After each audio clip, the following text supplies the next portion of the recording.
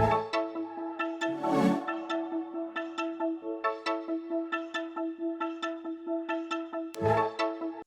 everybody. Welcome to Rachel's Reviews. And we're really excited today. We are doing our look back at the animated films of 2022. And this is something we do every year. It's a lot of fun. And I'm film critic Rachel Wagner, and my friend Larry's here to join us. Hello. Thank you so much for inviting me on for this. Yes, it's always fun to Yes. talk about animated films. And how would you say overall you think the year has been as far as animated films? I think it's been actually pretty solid. Once I started composing my list for my 2022 animated films ranked video, I realized I don't really think any of the ones I watched were truly like terrible. Like usually there's at least one or two little outliers for me that I'm like, oof, that was a rough one.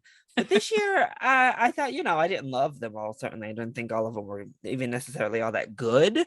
But there's a lot of great ones that came out this year, and not a lot of actually just straight up bad ones, in my opinion. So I think it actually was a pretty strong year for animation. Yeah, I mean, it's interesting because I feel really positive about the year, and I wasn't really high on any of the Disney films. I mean, they had their ups and downs, I guess, but but for me to still feel pretty positive about the year, I think says something when I was pretty meh on all three of the Yeah. Disney films. So that's pretty good. Yeah. Yeah.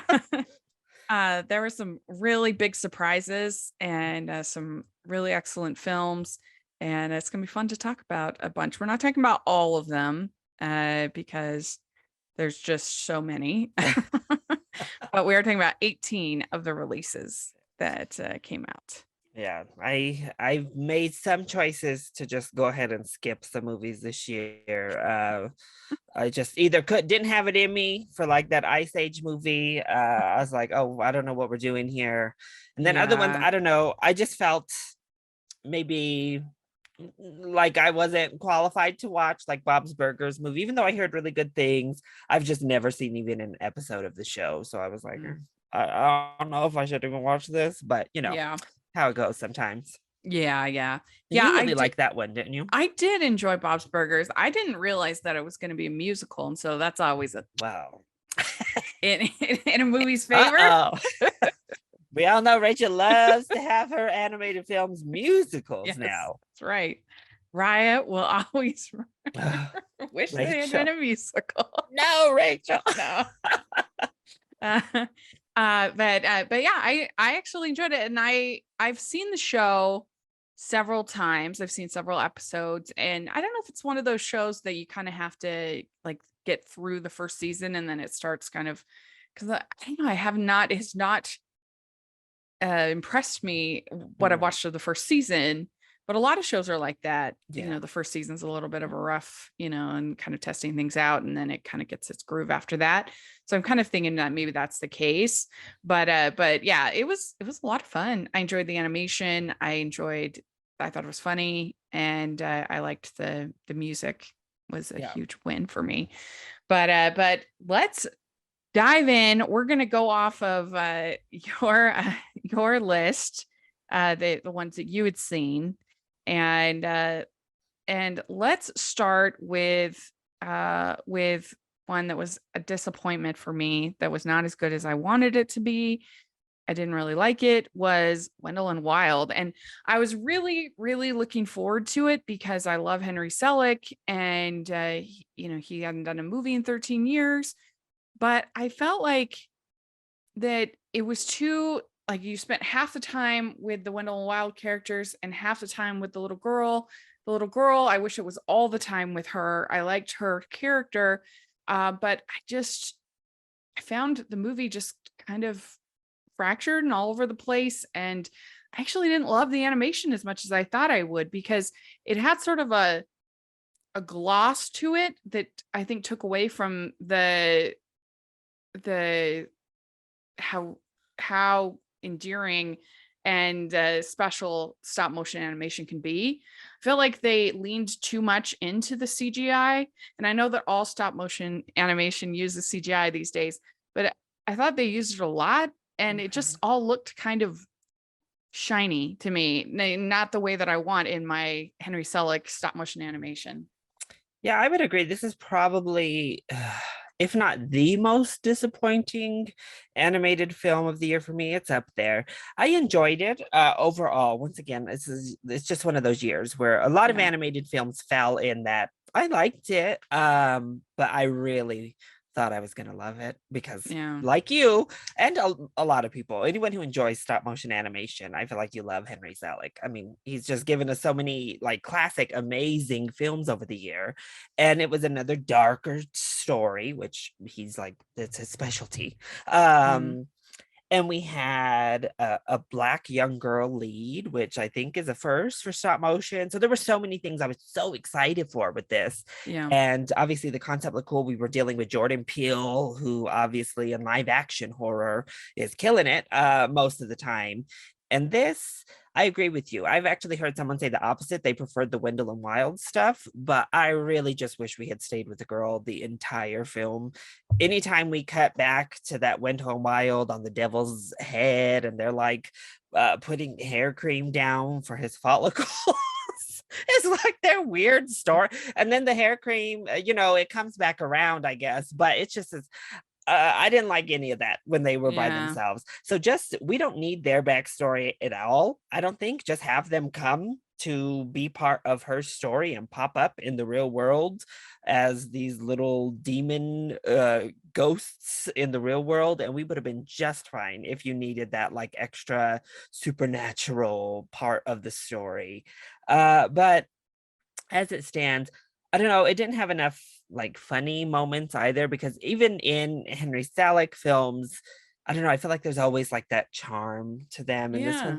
this one didn't quite have the charm to go with it. It just, I don't know, it felt like something was lacking. Like just it didn't have that spark. Yeah. And then the whole plot with the embezzlement with the that whole thing, I don't know, that didn't work.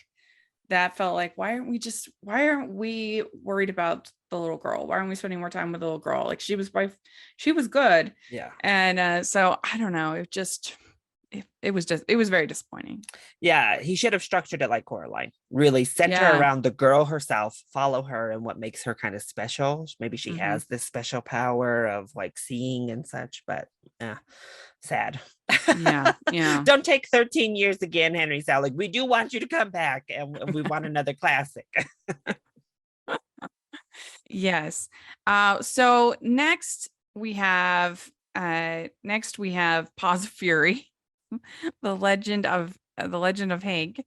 And I mean, it was a miracle that this movie even came out. I mean, I really think that ever since I started covering animation, we saw the poster for this, it was called Blazing Samurai at the time. And I mean, I'd heard about it for years, for like over 6 years, I've heard about this movie. Finally, it came out. And I don't know. I do think that very low expectations did help it a little bit, if I'm honest. But I did laugh like a little bit, and it wasn't like as bad as I thought it was gonna be. But I mean, I gave it 2.5 stars. But Yeah, yeah. this is as close as it got for me to like just being straight up like, oh no, like this is not it. Um, it just wasn't. I don't know. I just didn't laugh. I mean, I think Mm, I maybe chuckled once or twice, and in a big old spoof film that is meant to be a comedy, it's kind of like my number one basis. Am I laughing mm-hmm. or am I not Yeah. laughing? And I didn't find it funny. So that Mm-hmm. was my main problem. Getting Yeah. blazing saddles with animals running around wasn't quite enough to do it for me. Yeah, I mean, I was just so happy for them that they actually got their movie released. And I know that's like a really low bar, but You know, but it was a film. It was a it was movie. a film. They did it. They finally, I mean, I like I said, I have been seeing that Blazing Samurai poster for years, for years. So it's finally we finally got it. They did it. Yay. Yeah. So then one you have lower than me, but it was pretty forgettable. You have next Hotel Transylvania, Transformania, and I don't know where I would exactly have this amongst these 18, but yeah, it's definitely one that like came and went, and I didn't think about it again. Yeah, I remembered us talking about it on the Fran cast that we were Okay, doing. yeah, We spoke about this film because obviously Fran Drescher is part of the Hotel Transylvania franchise, and I don't know. I did missing Adam Sandler wasn't as big of an issue as I thought. Maybe I thought it would be because I thought the stand-in was yeah, fine. yeah. He sounded exactly like him It to was me. fine. I was like, oh, okay. If you hadn't have told me, I actually don't know that I would have noticed.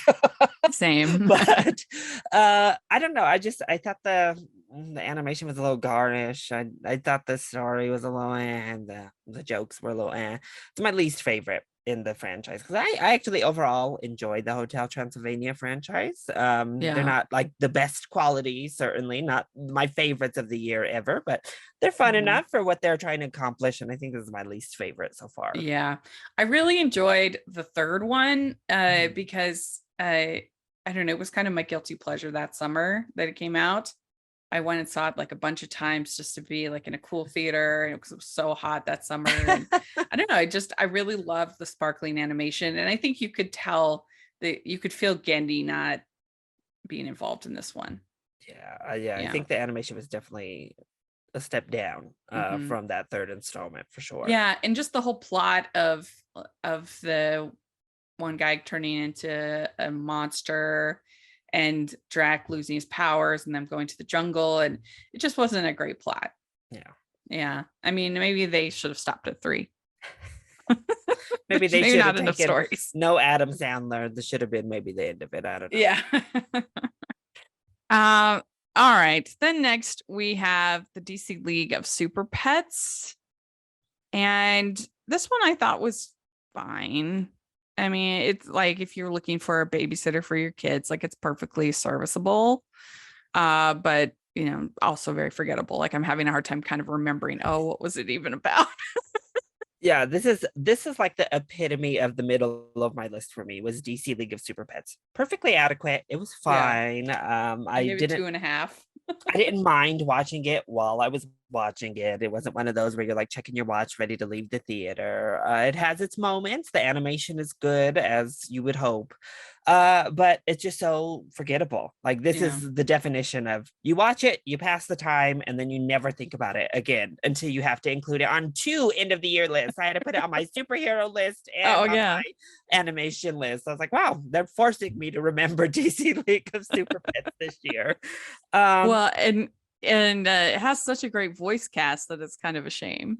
I did like Kate McKinnon's little like rodent villain. I thought she was like the most energized person of the film for me. Yeah, the guinea pig. Yeah, the little guinea pig I thought was really kind of fun and ridiculous. But the rest of the voice cast, I don't know, we've just heard The Rock and Kevin Hart together so much at this point. Like that little Yeah. duo is so played out. I think that's another problem. It's like, okay, well, do we need another Rock and Kevin Hart team up movie?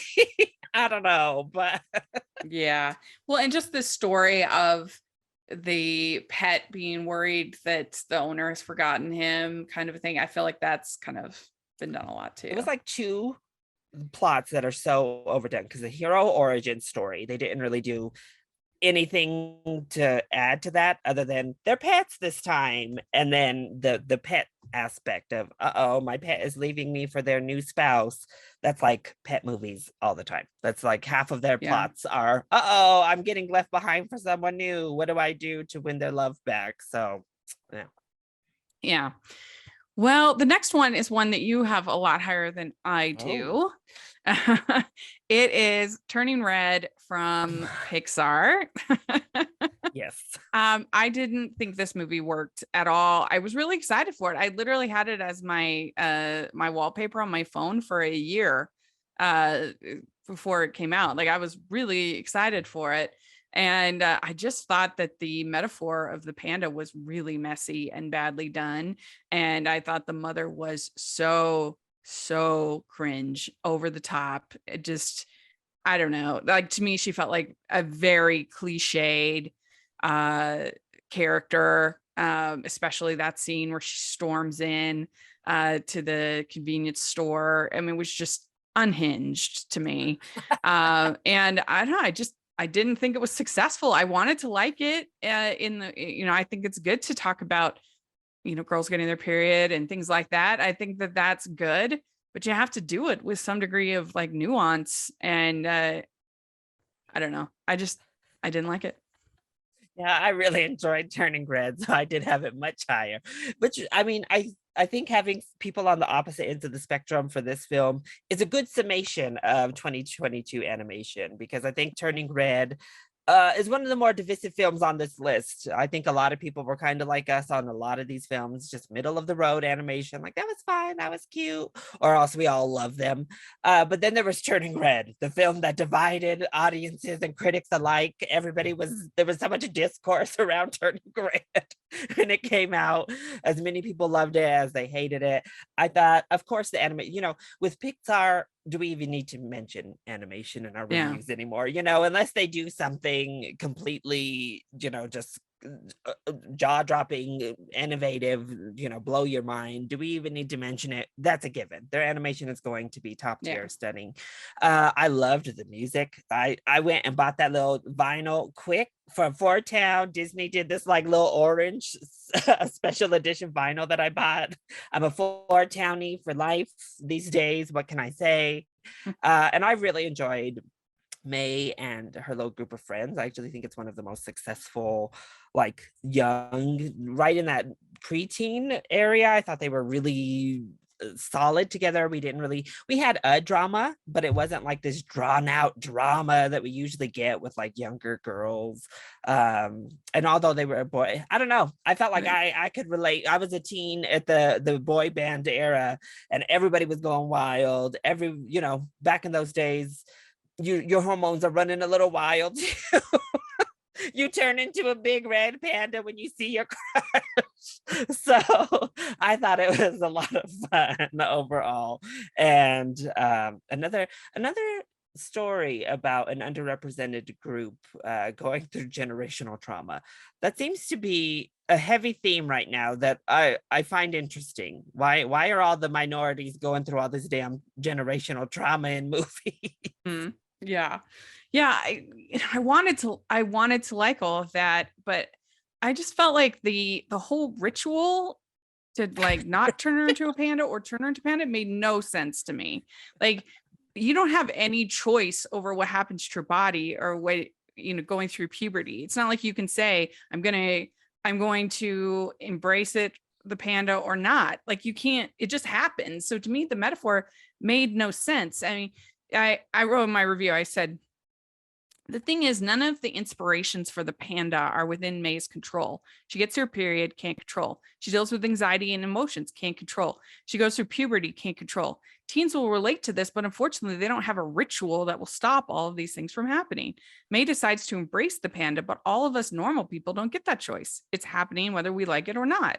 Evidently, May's mother has been suppressing her panda for years, but then why was the ritual necessary? The ritual allows her to bring it back when she wants to, but then again, how does that connect with actual teen struggles who can't make their pandas come and go when they want?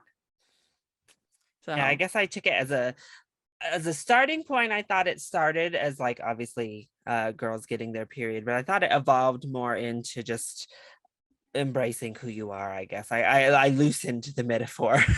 It allowed me to accept it more about suppression, or accepting who you mhm, are, your inner panda. yeah. So that's what it just, I don't know. I wanted to like it. I Mm. didn't end up liking it. And I just felt like the script, it needed to go through some more work. The So you weren't script. you weren't outraged that we Yeah. didn't have 9/11 coverage in Turning Red? Oh, I That didn't even wasn't think part of of your that. criticism? No. Yeah, that was a ridiculous video. They since recanted, but somebody on YouTube was just so outraged that this took place in 2011, 2001, and this Canadian-based movie wasn't like full Mhm. of coverage about 9/11. No, my main problems were the metaphor and I thought the mother. I said the mother Ming is unhinged and unreasonable. For example, in one scene she lambasts a convenience store clerk May has a crush on because May has drawings of him in her sketchbook. Not only would this be incredibly embarrassing, it doesn't make sense. Why should he be responsible for her drawings? And is her liking him some character flaw? How could she possibly feel this is a correct response to a basic life experience? Also, if you knew this was going to happen, wouldn't you try to prepare your daughter a little bit? Like if you You knew the didn't even panda like. thing was coming. Well, I think that, yeah. I mean, I don't know. Some people just stick their head in the mud and are like, "Oh, I'm not going to deal with that until I am Yeah. actually forced to." You didn't like the anime style battle at the end against the kaiju, Yeah, it was kaiju fun. mama. But I'd already kind of turned off by that point. I was just like, I don't know. It had already lost me. I, this was, is honestly my least favorite Pixar film. Oh, I just didn't care for it. It's the only one I've given a Rotten to all right. out of Wow. everything. Oh, Yeah. I think in my Pixar ranking it lands somewhere like lower mid range Hmm. in Hmm. my overall. Yeah. Are you a fan of Rachel's reviews? Do you look forward to Family Movie Night, Female Film Critics panels, or the Talking Disney podcast? If so, please consider supporting the podcast by becoming a Patreon. As a patron, you get to access monthly events such as the watch-alongs and Q&As, where you get to talk to stars and find out the behind the scenes of the movie making industry. And you can pick what I review for Family Movie Night or even become a guest on the podcast. Podcasts and YouTube channels are expensive, and I really, really could use your help. I would so appreciate it. You also get to be a member of the Facebook group where we talk about all the films that we're seeing, and we have so much fun. Go to patreon.com/hallmarkies and select one of the Rachel's fan tiers. That's patreon.com/hallmarkies. Next, we have another disappointing film from Disney. We have Strange World. Now, the thing about Strange World that, I mean, of course, I did enjoy the animation, but I just found all of the characters to be so unlikable. Even our They lead? spent, I did. Yeah, they spent almost the Oh, entire movie fighting with each other and quarreling back and forth, back and forth. And I just didn't become, I didn't care about any of them, and I just got tired of the fighting. And for me, if you're going to have characters fight that much in a movie, then you really need to make it pay off. And the whole payoff with this big reveal of where they're in with this world was so stupid. It was so dumb. Like, come on. And as soon as they were in that acid at the very beginning, I was like, ugh, it was obvious what this all was. And I just I felt like they were expecting this, like when you see the eye for us all in the theater to be like, whoa. And like we were me and Stanford just looking at each other like, see, now I thought it was so that dumb. turned out to be a little like I appreciate them trying a different approach with an environmental message, but I thought that one wasn't very successful No. because also their solution, see, the solution they give is no more electric anything at the end of their film, and I'm like, okay, that's not a reasonable Yeah. solution to global warming or environmental Yeah. issues, is not revert back to that's not reasonable. So Yeah. that's Well, where and they it lost doesn't me a make little bit in their sense. message. It doesn't make sense that those green balls, I forget what they were called, but that wouldn't have been affecting them as well. You know, that if it's like so dangerous to this, if it's a parasitical, Yeah. thing to this creature, that it wouldn't also be, causing them problems as well. But it didn't seem to be. Yeah. Yeah, overall, And Strange I, World, it was one that I enjoyed well enough. I think I went like 3.5, something like that, mhm, on my letterbox for it. And I thought it was fun enough. I think my main thing is I just action adventures like this, like old school adventure movies, are already a bit of a hard sell for me. Like it's just not my favorite. But I think if I were into those type of films, I would have loved Strange World, because I thought it was like kind of a fun throwback adventure movie. I thought all the like graphics and the score, the throwback score was really fun. I liked our main character. I thought he was pretty adorable, and I loved Splat. I loved Splat and I loved the dog, obviously. Those were like, even above our main character, those were probably my two little MVPs of the whole movie were the dog and Splat. But once again, I guess our main character is a minority, but that's mostly white men. So once again, we're dealing with generational trauma. Disney is a little bit stuck right now on generational trauma. This is a lot of films in a row that are dealing with the same topic. I mean, I guess Lightyear didn't, but everything else recently has just been about the same type of thing, and this one was just the latest. My big problem, I think, with Strange World was one, I thought the metaphor got a little too clumsy at the end. It got a little bit like, okay. So stupid. It was so stupid. This is one of those times I would have liked a more straightforward metaphor. Just keep it on, you're killing the planet with this and be done. Like, we don't need that extra layer in the metaphor this time around. But two, I thought they just kind of tackled too much. I think they needed to streamline because there's so many different type of messages or things we're dealing with. So we're dealing with generational trauma, we're dealing with environmentalism. We obviously have all of this with the main character and the interpersonal relationships we have going on with everyone. There's just, it seems like there's just a lot that started going on. What you want to be in your life, it's just a little bit too much that our characters, and I think that's why maybe the resolution with them wasn't satisfying, because they were piling on like thing after thing, and you were like, oh well, okay, we can stop. Let's get to the mend. I wrote that. I said they do almost nothing but argue the entire picture, and that's just not what I want to see from my animated family films. Literally, the most exciting part about this film is when they all get stuck in a closet and the dog has to help them out. That's not great for a movie called Strange World.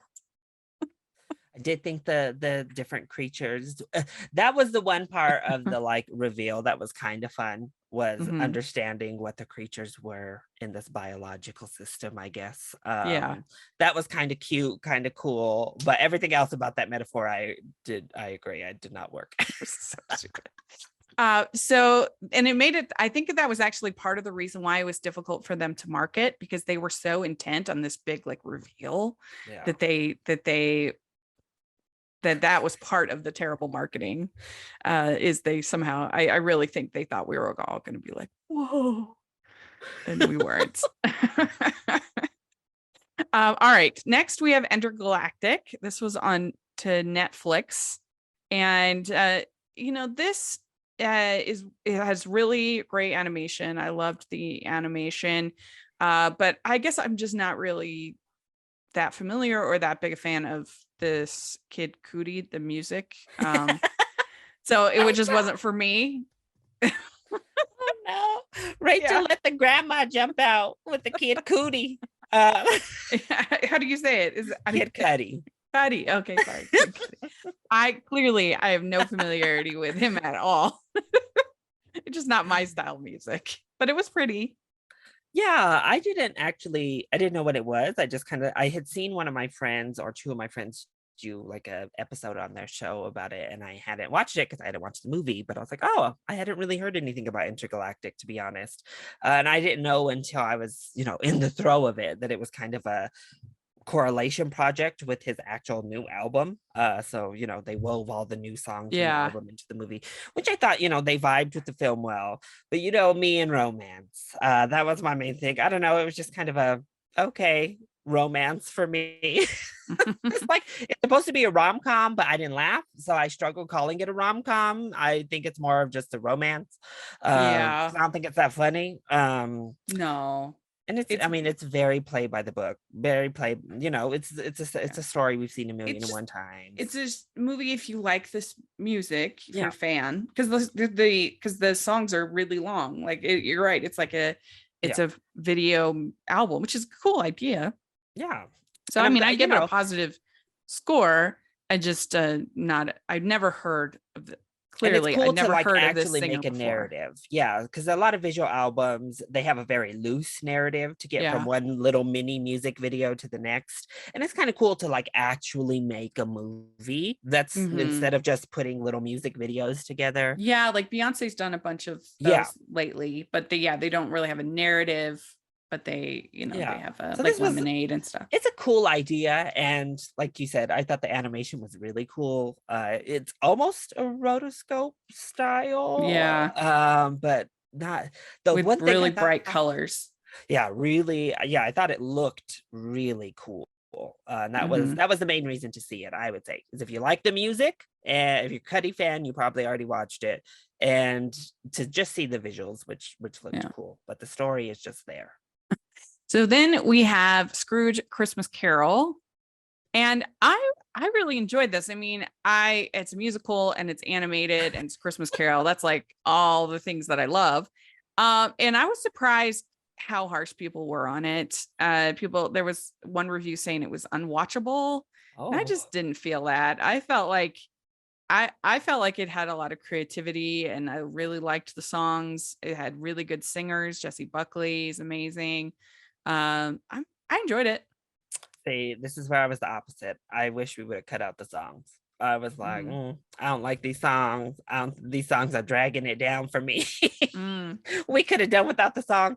And and so much of it is like things that I kind of appreciate. I just didn't love them maybe in execution. Like the way we kept going into these like little fantasy dreamscapes where we disconnected from all of reality looked mhm. really cool and looked Yeah. pretty.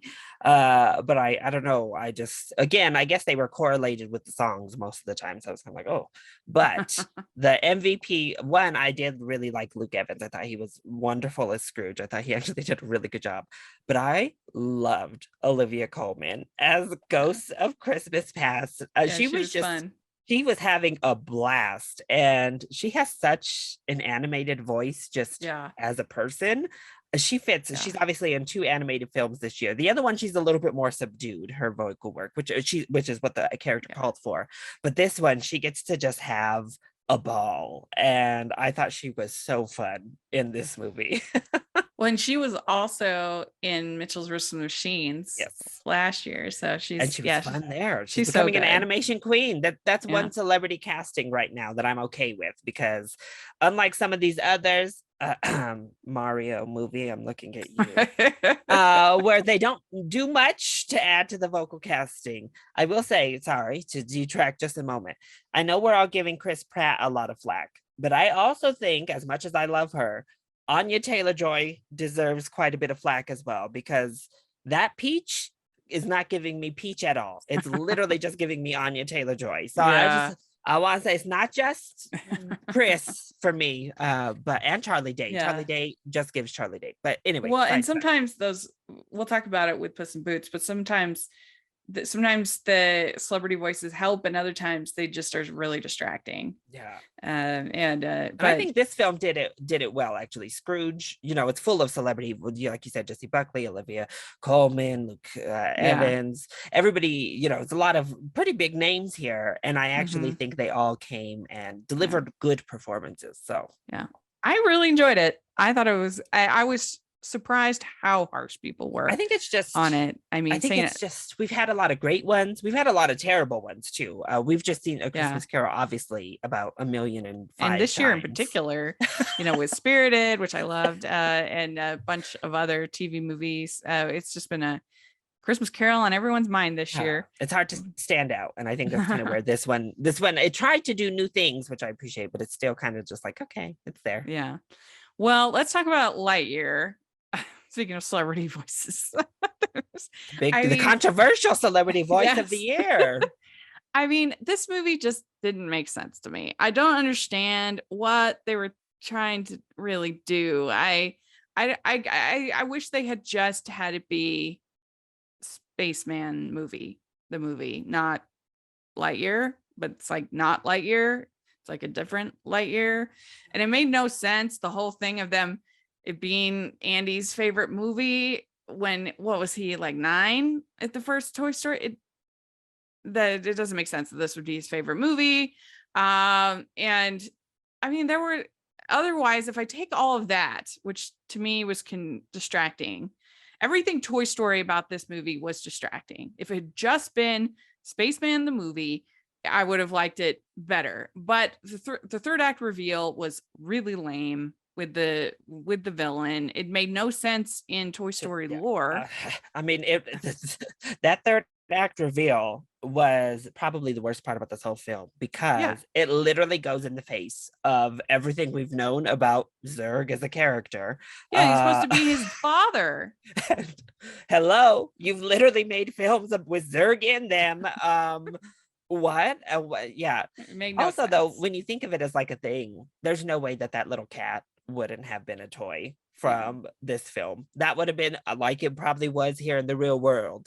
That's the marketing. Like with Buzz, the Yeah, and cat is the they're next toy that Andy would have gotten from this yeah. movie.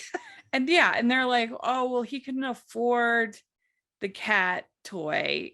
And it's like, "Wait a minute. He could afford the fancy Buzz Lightyear toy, and he got those for presents anyway." Yeah, it was a Christmas You know, or a from birthday his present. it doesn't make it just it was a bad idea. It Once just again, was yeah, stupid. I know it's redundant, but I do think the animation was particularly stunning in this one. So while I enjoyed Turning Red, giving us a lot of anime inspired Mhm. animation and going into that kind of more cultural influence with the animation style, Yeah. Lightyear returned to the hyper realistic. And I mean, there is some gorgeous stuff in this film. And I do think the voice cast is good overall. Like I think Chris Evans is fine in the role, even though that it is a bit of an odd choice as well that the toy wouldn't have the same voice as the actor. Usually that's part of your contract is Yeah, or at you least like lend a sound bite to the toys. yeah, or at least to sound alike. You know, like sometimes Yeah. they get Tom Hanks's brother to do Woody. You know, like you at least you would have that. Yeah. My big problem was I just felt nothing. Like once I left the film, it was like that was Yeah. pretty for Pixar. I just didn't really, I don't think they did a good enough job endearing me to the story. They didn't Yeah. do a good enough job endearing me to these characters. So it felt underwhelming because I didn't feel connected to the It's film at true. all. As soon as I left theater, I forgot about it and Yeah. haven't really thought about it since. And that's never been the case in a Toy Story film. I know a lot of people don't like the fourth one. I enjoy the fourth one. Yeah, me I've too. never left a Toy Story film just feeling like apathetic to what I just watched. And that's really what I felt with Lightyear. Yeah. Yeah, it was just a bad idea for a movie. Then if you had told me that I would have The Minions Rise of Gru above all three Disney films, I would have said you were crazy at the beginning of the year. I was not looking forward to it at all, but I have to call a spade a spade. I laughed in this movie a lot, and Oh, particularly that scene in the plane when they're flying the plane, I thought was really funny. And I mean, I think this is the best Despicable Me movie since the original. yeah, it's definitely an I improvement thought it was over, really funny. is way better than the first Minions Oh movie yeah, that they tried. I mean, that was just such a mess. And then the the third Despicable Me I thought was really bad. yeah, So I and I agree. So the last two were so bad that this certainly was a very good step in the right direction. I think they still have that problem though of like, whose movie is this? Is this Gru? Is this yeah. Minions? Because it definitely felt more of a Gru film to me. He's kind of our main little character, even though he gets captured. I thought that whole subplot was a little bit convoluted, and I think that's my problem with all of these Despicable Me things is they start just putting in a few too many like little plots. Thankfully these ones wove together better than something like Despicable Me 3 or Minions, where it literally felt like three episodes of a TV show just weirdly smushed together to make a feature-length film. This one, at least the through line was Yeah. coherent. Yeah. Well, they didn't have all the tawdry jokes that you had in the first Minions, like Yeah. one of the Minions in a thong and stuff like that. Like I just hated that. Here, this was I don't know. I just laughed like way more than I thought. And do you agree that plane scene is funny? Like that was funny. Come on. I'm trying to remember this plane scene. Flying the plane. Where they I thought that was so funny. That may be my favorite Minions thing ever. Oh my, did you in a rush out to show. buy the merch, Rachel? Did you No, give in and buy a couple Minions pieces of merch? no. Have they won you over to the fandom? Did you meanwhile, really the big cultural phenomenon. The question is, did you put a suit on and head out with your bros Yeah, to that was so go watch random. Minions? That was like one of the weirdest trends of the year was these like teenage Ugh. boys all putting on suits and going to the theater together to watch Minions. I mean, Illumination, they're just geniuses. I I mean, mean, they are absolutely amazing. they get a lot of flack for the films that they produce, but they're making movies for pennies compared to DreamWorks and particularly I Pixar mean, and and Disney. every single one of their movies has been profitable and And usually by a lot. Look this at one Sing 2. just barely missed hitting that $1 billion club Unbelievable. to join the first Unbelievable. Minions. So It's amazing. way Well, outsold all of the Disney, Pixar, and DreamWorks films of the year. So yeah. Yeah. Well, next I want to talk about the bad guys. So this it was our heist movie, I guess you could say.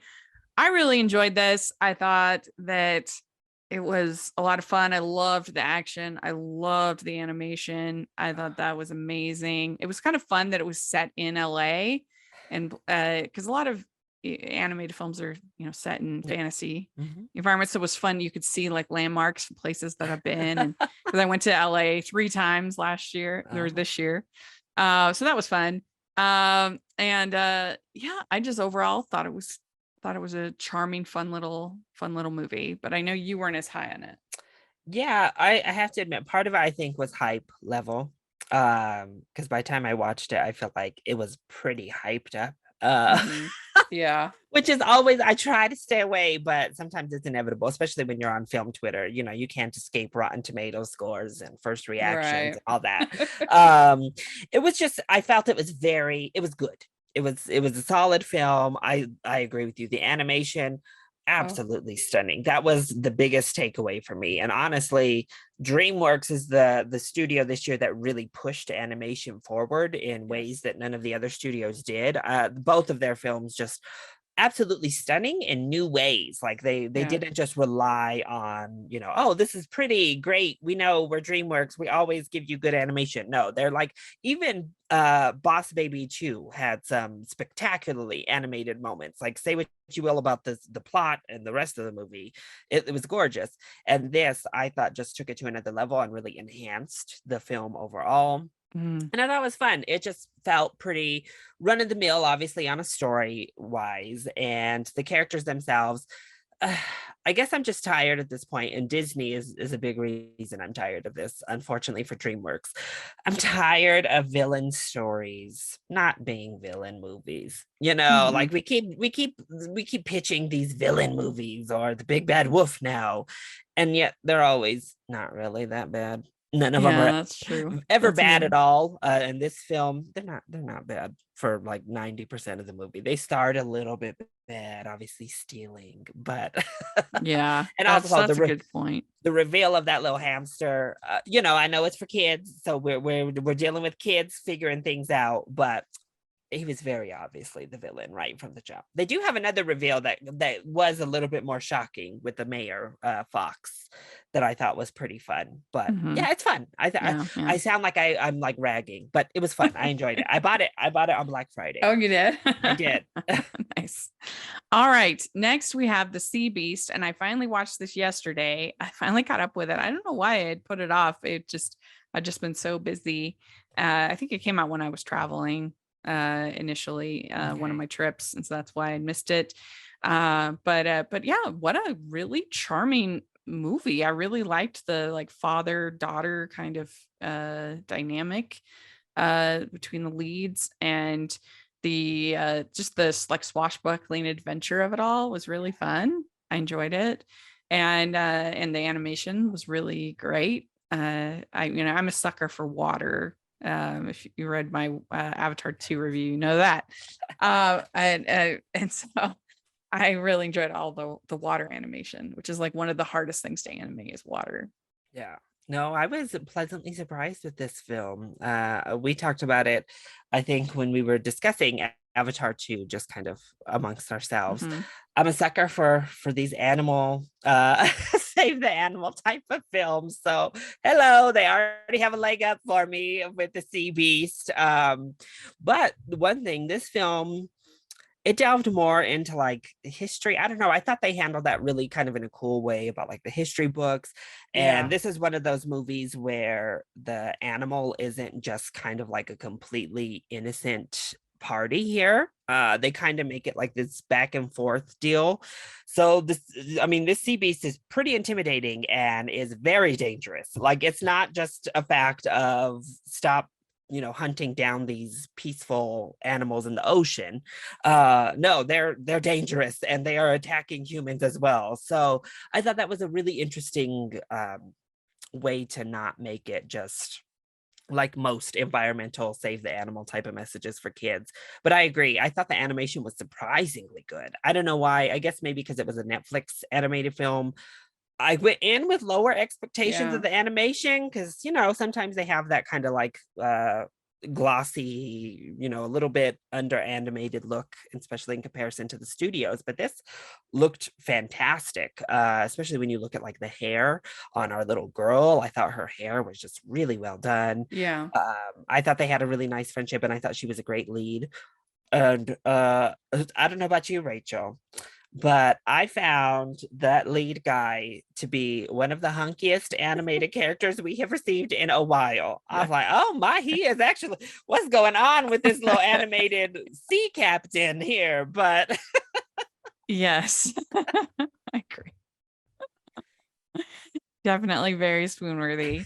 Our hero. Yeah, it was a yeah, lot of fun and great music, I thought yeah. too. Like really got that kind of swashbuckling adventure Mhm. music. I don't know who did it, but it was good. All right. So then we have from Cartoon Saloon, My Father's Dragon.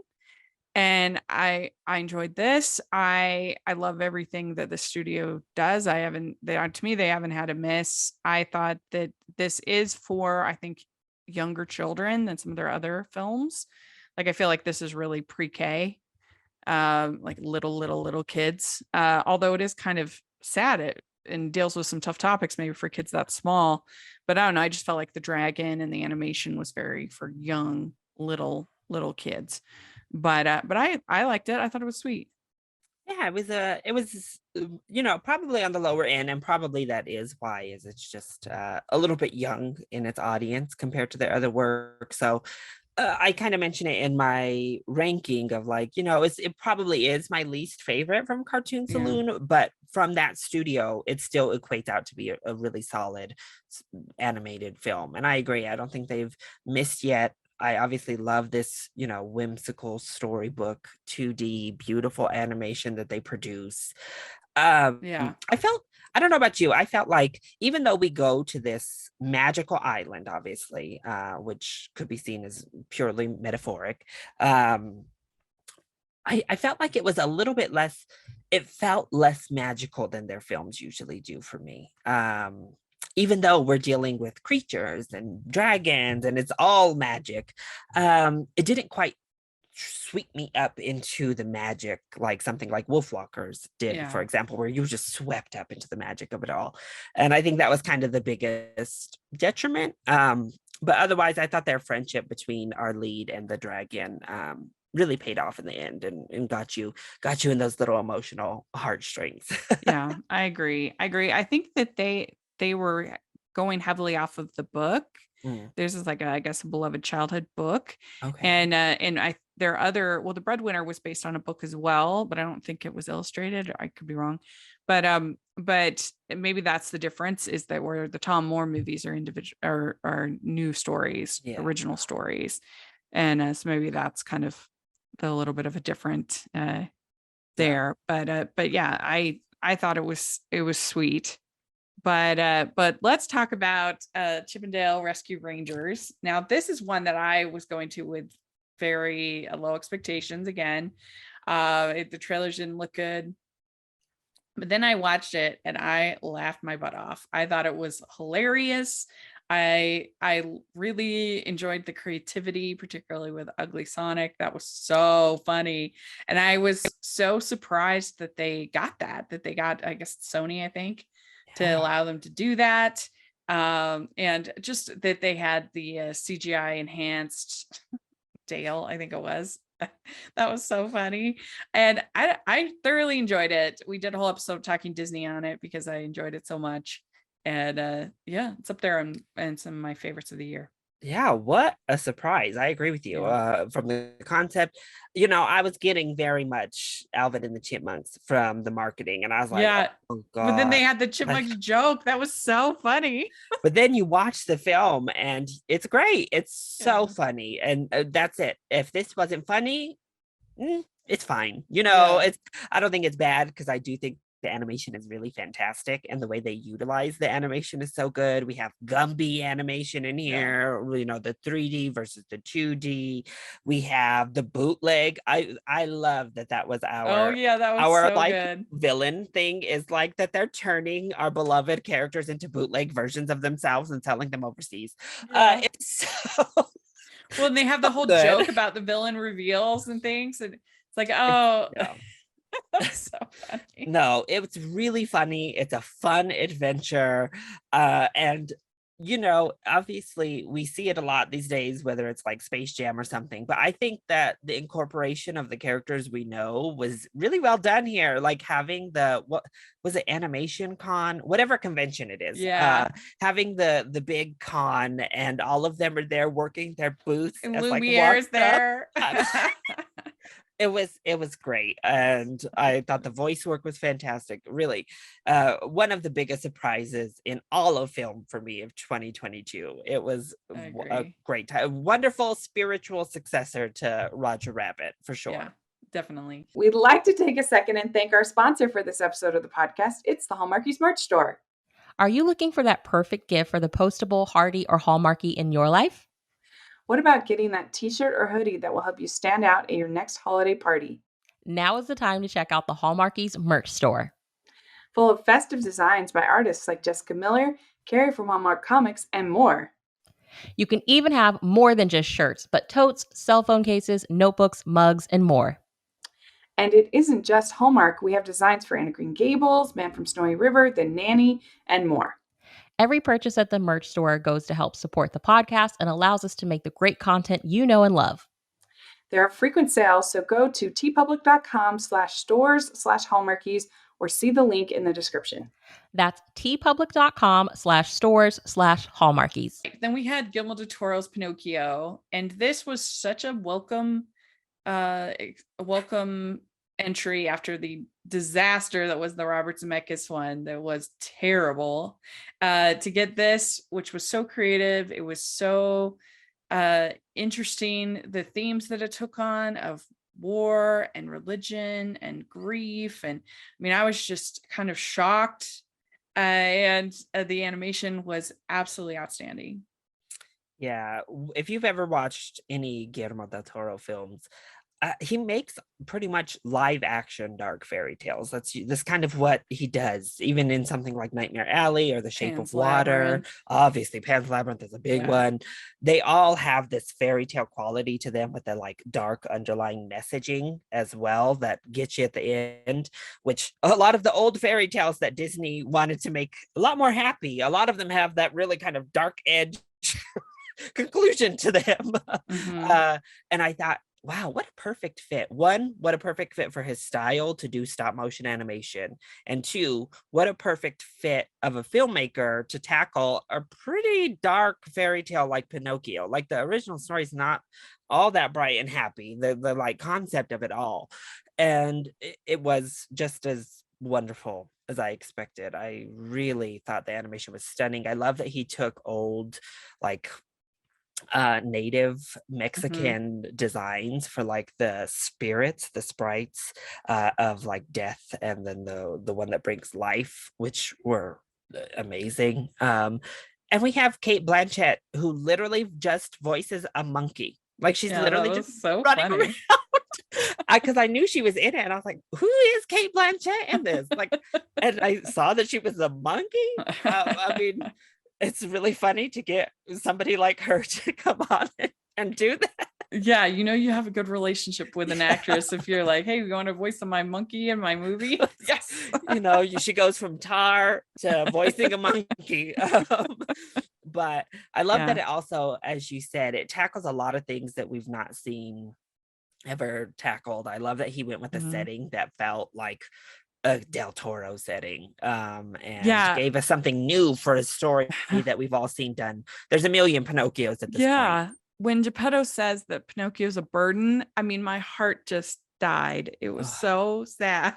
Oh, To make that word like such a big part of the theme of the story. yeah. It was so good. And yeah, the religious aspects, it was like, it wasn't something I was Mhm. anticipating going No. into a Pinocchio film. Yeah, I do think this is probably for older kids, not Yes. your younger kindergarten kind of kids. But I think that you could have a ton of really positive discussions Mhm. after this, watching it as a family, Yeah. which I think is really good. And I know some people didn't like the music, but I like the Oh, I music. love the Ciao music. Bello. So good. Yeah, Ciao Papa. It was like, what I think they did well is to keep it from being the full blown out musical. I feel Right. like they were short, like they were pretty, they moved Yeah. pretty quickly, like that one song when we're introduced to what's his name, the circus ringleader. That song could have been annoying, but they kept it short. It was like a quick introduction, snappy musical, and then we're moving on. And Yeah. that's the key in some of these. If you don't have amazing music, don't linger on the music. Yeah, I agree. I thought it was really special. So then we have Apollo 10 and a half, A Space Age Childhood, and I absolutely loved this movie. I felt like it was so good at kind of reminding me of my own childhood. Like, even though I was obviously in the 80s versus the 60s, this is set, like, there were so many spots where I remember the games that we used to play. I remember the food that our traditional food, going to the beach, going to the lake. In our case, it would have been the lake. I don't know, it was so much fun to cover. For talking animation, me and Stanford, and we spent almost the whole time just reminiscing about different parts of our own lives that mirrored in the movie. And it doesn't have a ton of plot, so people that need a lot of plot will probably not be for them. But I really enjoyed it. Which, if you look at the credits, you should know it's not going to have a lot of plot. I mean, it's a Richard Linklater film, so Right. you kind of have to go in knowing Yeah. the plot is not going to be at the forefront of storytelling. I feel like I really enjoyed when we were just hanging out. Yeah. I think it got a little bit tedious for me in the third act with the space stuff. And I got it, it was a lot of like fantasy, how old was he? 11, how a young Yeah. boy kind of views the space launch, and you kind of Yeah. do that type of thing. But it That's drug on fair. a little bit for me in that third act. But yeah, it's another kind of rotoscope style, and that's Yeah. what I really loved about 2022 in animation is we got this and Lots of different styles. intergalactic. Then we got a lot, at least like 2 or 3, I believe, stop Stop motion. motion. We had obviously a ton of the regular 3D, but even in Mhm. those, we had stuff like Puss in Boots and DreamWorks really over here doing stuff. And then we even got the Mhm. 2D animation. So there was Yeah. just we covered the gambit on That's like true. everything, and I think that was really special for this year, and it gave us so much to watch and so many different art forms and styles, and really showcased, especially in a year when the Academy literally came out and like basically slapped animation in the face with how they decided to present, as some animation as something as parents and us Academy voters just tolerate as our kids watch in the background. Yeah. And Bob Chapek. And then Bob Chapek, Ugh. who thankfully has gotten the boot after I saying mean, he it's said, unbelievable. He's saying, "Oh, he watches Little Mermaid you watch Little Mermaid and Pinocchio with your kids, and then go to watch live action after yeah. that." It's It's outrageous. And after give it, me a we had so break. many disparaging things, even from the CEO of Disney at the time, Oh, to get this made year me that so just mad. showed us what the medium can do, the different Yeah. styles. We have stuff like Apollo 10 and a half, which really can appeal to anyone, and has a great appeal to adults. Intergalactic, which is purely an adult centered animation, to Pinocchio, which is something like darker adult, and then my father's dragon, which is much smaller. So this was just another part of it, and it also had a tour director. We had Guillermo del Toro and Richard Linklater both coming into animation to lend films that felt authentically like the director. And I think this is the best from Linklater as far as animation. Because he's done A Scanner Darkly and Waking Life, and both of those are very esoteric, very philosophic. And they have their appeal. They're fine, but this I would much prefer. We didn't get Glenn Powell in the air though. It's like every other film he was in 2022, he was flying around somewhere, and this time they didn't put him in the spaceship. I think that Jack Black does a really good job though with the narration. Jack Black, he was fantastic. He was great. All right. Next, we had, the next two were my number ones of the year. If you watch my best of 2022, I couldn't decide. I go back and forth depending on the day, which one is my favorite. But we have Marcel the Shell with Shoes On. I absolutely loved this movie. I thought it was so charming. And I just loved following little Marcel on his journey to find his family. And I loved all the little creative ways that he gets around and does everything. And that was so fun. And I had not heard of Marcel. I didn't know about the YouTube shorts previous. But so this was my introduction, and I just absolutely loved it. I thought it was so good. Yeah, this is one of those just like really sweet films for the year. One of those that I struggle understanding how anyone could dislike. Like maybe it's not your favorite thing of the year, but it's just one of those films you walk out of, you feel good. You're like, wow, that was really adorable. You come out honestly, loving Marcel as a character. Yeah. I mean, that's how I knew that it was a really great film, was when because I was waiting. I was like, is Larry gonna like this movie? Because you usually don't like things that are super sweet, you know. And then you liked it. I was like, that's proof. This is a great movie. I think it all hinges on Marcel and his little human companion, but you falling in love with him. And it's a dangerous thing, because like you said, this character was famous 10 years ago, like on the internet. I knew of Marcel the Shell. I have seen that little shell before in my life, but I never watched it. I was not part of that train. But it's so hard to make a full-length feature out of someone who's famous for these random little shorts on YouTube. And they do it, and they do a really good job. They construct a really fun, heartfelt story for him to be going on. I love this like grandma character as well. She's so good. The voice work is fantastic. Jenny Slate is amazing as Marcel. And the grandma's from the garage. That's why she has a foreign accent. And it's a funny film in a way, not like the rest, and there are jokes, but they're just woven into this conversation. Like they're not meant as jokes. They're earnest. They're meant to be earnest in their delivery and what they're saying, but they're so like funny. Yeah, like I love when Marcel says to Dean, like, you could help me here. It's like, hello. And sometimes you think of that when you're watching these documentary things, like they're documenting these horrible things, and you're like, but but he's just so that's what I always think of watching Disney nature films. So it's like, you could be helping this poor little bird, the animal, like looking back, like, are you just gonna stand there, or maybe you can help me like get this little baby out of the damn the salt water? No. Instead of just showing these little birds in the shackles. But no. Marcel is just so funny and a lot of that has to do with Jenny Slate and her delivery as well. Like the way she just delivers these lines are so good. So funny. I love their what's her name? The 60 Minutes. Leslie Stoll. The Leslie Stoll thing. So good. Their love for Leslie, like this big celebrity coming to interview. It's great. It was so good. Well, then my number one is Puss in Boots: The Last Wish. This is without a doubt the biggest surprise of the year. I don't think any of us were expecting this to be as good as it was. And especially after the year the DreamWorks had last year, which was not great. and then for them to come out with The Bad Guys, which was really fun, and then this, which is spectacular. The animation is absolutely astonishing. The story is really good.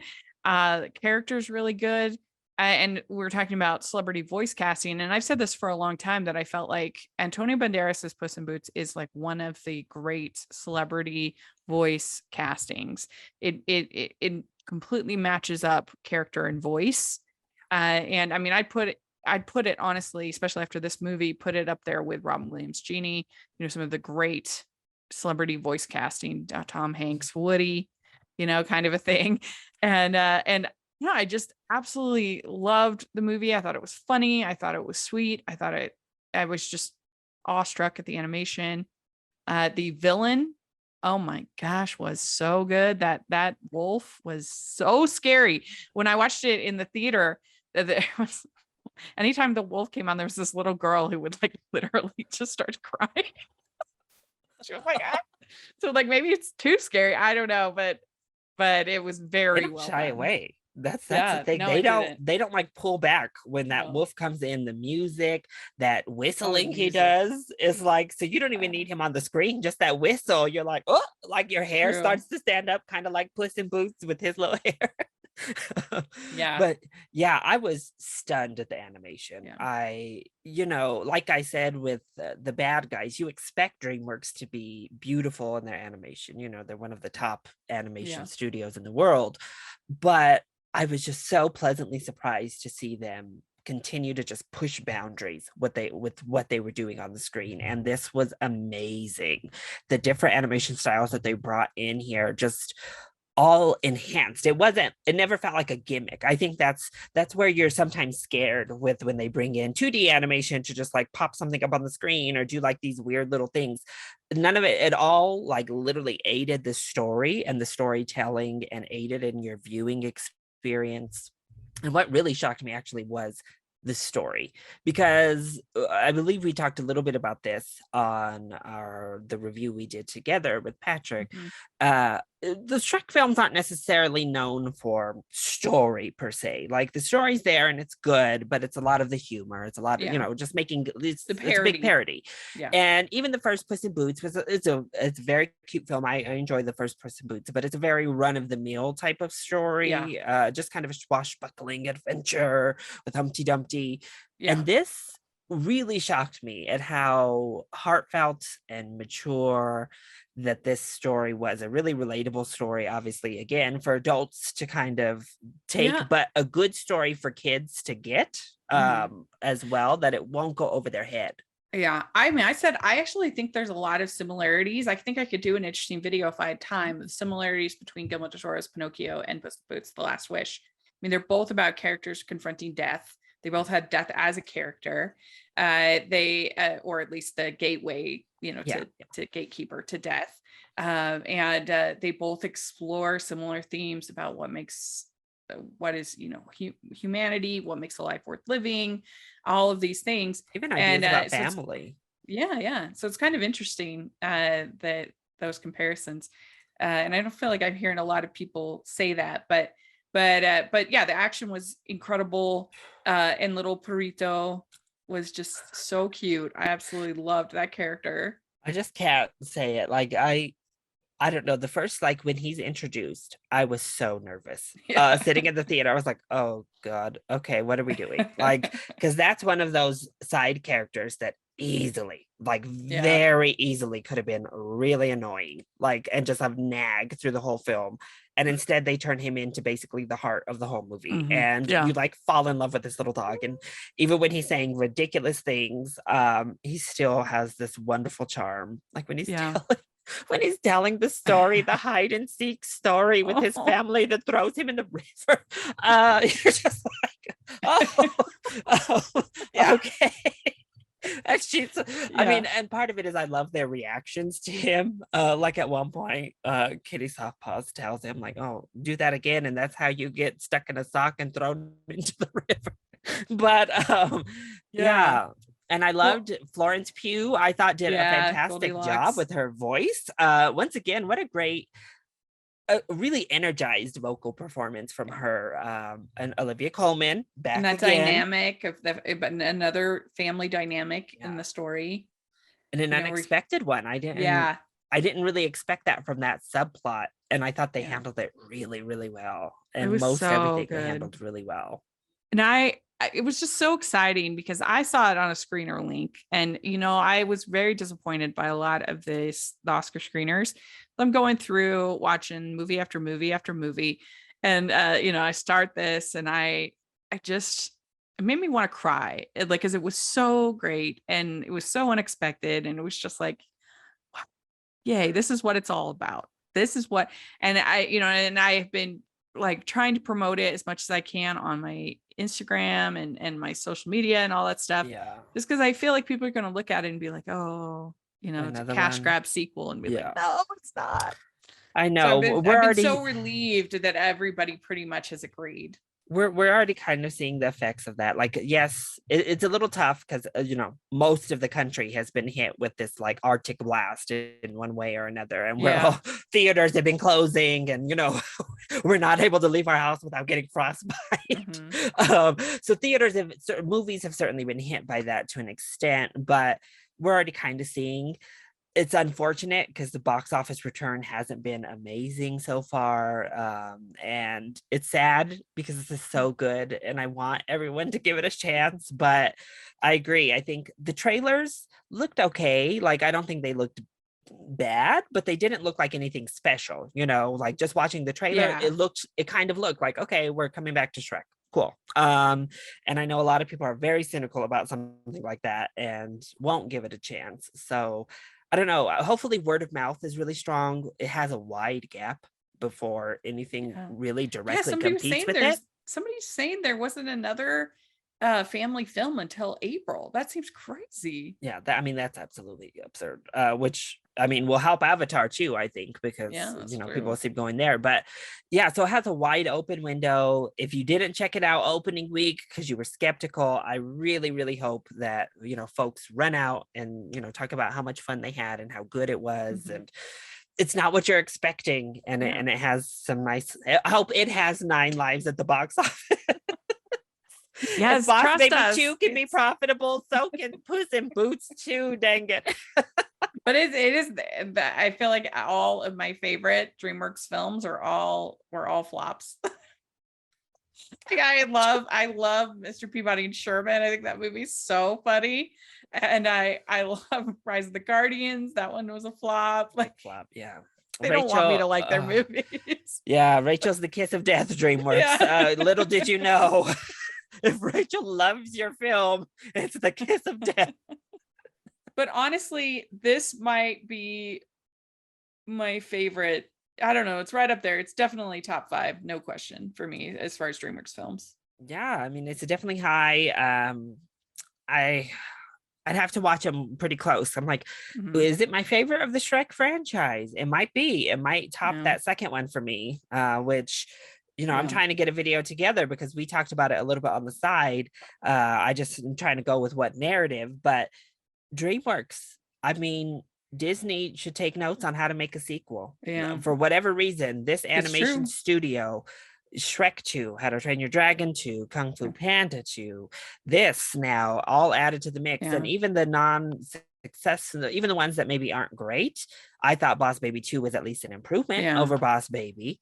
So you have stuff like Trolls 2, you know, divided. Better. And then I agree, better as well. I thought it was better. And Yeah. then Croods 2 is serviceable, at least. It's not like Yeah. a complete disaster. Like Disney so often jumps off the cliff when it comes to their sequels. Yes. It's like, and DreamWorks, for whatever reason, they know how to make Yeah, like it's an not interesting just good phenomenon. sequels, but like, you know, all-timer sequels. When Yeah. it comes to something like Shrek 2, many would argue How to Train Your Dragon 2 is an all-timer. I'd say now Puss in Boots certainly enters Mhm. that conversation. Yeah. So something that's leaps and bounds. I would say this is probably the most significant uptick, because Mhm. Puss in Boots, as I said, is enjoyable. It's far from the worst in the Shrek franchise.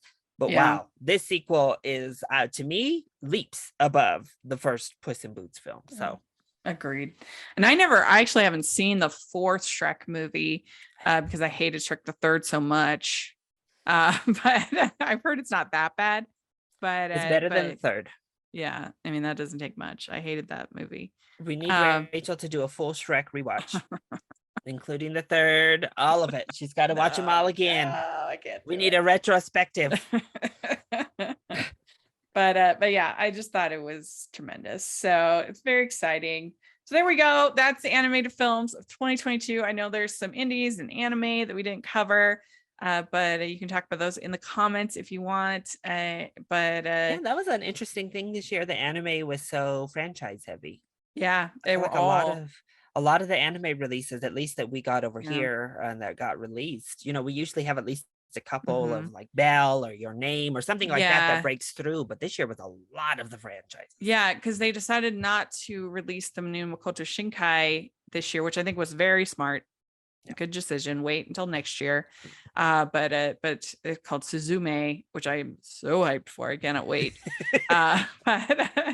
But yeah, that would have been like this year's Belle, I think. But I'm glad that they didn't. They waited and didn't give it an Oscar push. And there was a lot of films in general, because Bob's Burgers could kind of fall on that for the American version. And then we have Dragon Ball, we have My Hero Academia, we have what were the other ones that had there was one what was it? It was Jai Hutsuku or something like that. Yeah. Anyway, that I did see.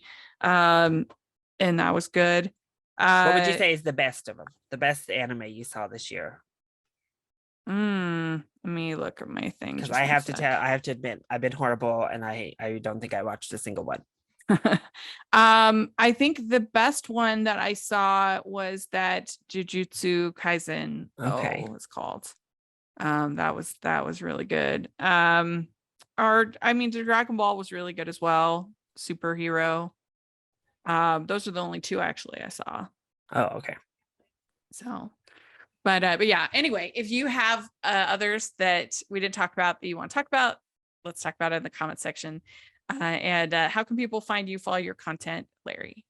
Yeah, you can find me on Twitter, as long as it's still up and floating, over at ChiliBoyYT, and then on Instagram and YouTube at ChiliBoy Productions. And you can find me at Rachel's Reviews, all over social media, except for Facebook, because they disabled me. So don't look there. But all the rest. And you can find me on Rotten Tomatoes and also at the Hallmarkies podcast. And we have Talking Disney every month. It's so much fun. So check that out. And thanks so much, Larry. This was a lot of fun. And talk to y'all later. Bye, everybody.